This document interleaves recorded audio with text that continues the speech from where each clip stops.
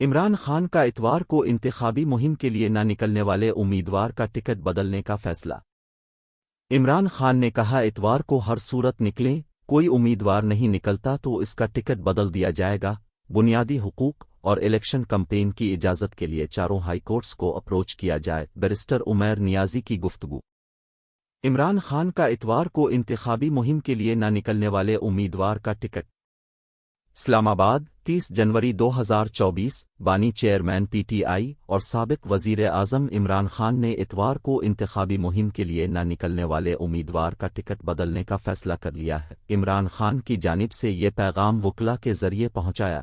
Barrister Umair نیازی نے media سے گفتگو کرتے ہوئے کہا کہ عمران خان نے کہا ہے کہ ٹکٹ کے مراحل مکمل ہو چکے ہیں، اتوار کو ہر صورت نکلیں، اگر کوئی امیدوار نہیں نکلتا تو اس کا ٹکٹ بدل دیا جائے گا۔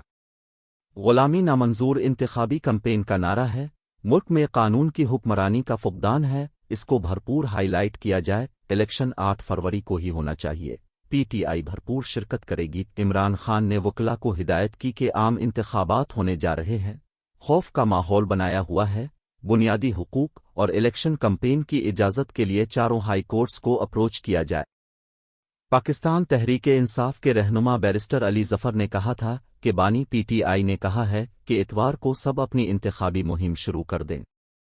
ایک بیان میں بیرسٹر علی ظفر نے کہا کہ ابھی تک مجبوراً انتخابی مہم سوشل میڈیا کارنر میٹنگ کی صورت میں ہو رہی ہے۔ انہوں نے کہا کہ پی ٹی آئی سے انتخابی نشان لے لیا گیا ہے، مگر لوگوں کو پتہ ہے ہمارا کون سا امیدوار ہے۔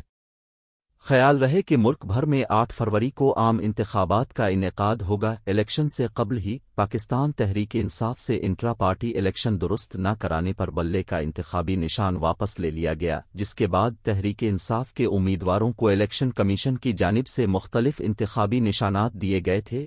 تحریک انصاف کے امیدوار بطور آزاد امیدوار الیکشن میں حصہ لیں گے۔